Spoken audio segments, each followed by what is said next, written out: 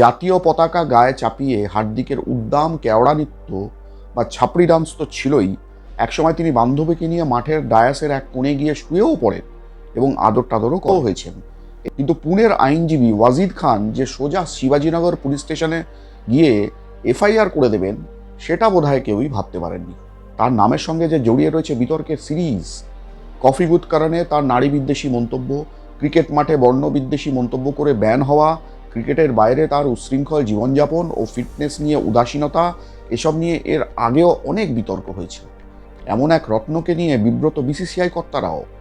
বিশ্বকাপে যেখানে ক্রিকেটারদের স্ত্রী ও বান্ধবীদের সঙ্গে রাখা নিয়ে নিষেধাজ্ঞা জারি করা হয়েছিল, সেখানে হার্দিকের বান্ধবীকে মাঠ থেকে হোটেল সব জায়গায় দেখা গিয়েছে।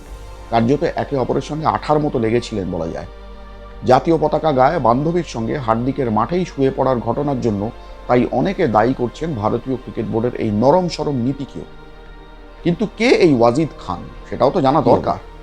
খোঁজ খবর নিয়ে জানা গেল বেশ ইন্টারেস্টিং তথ্য।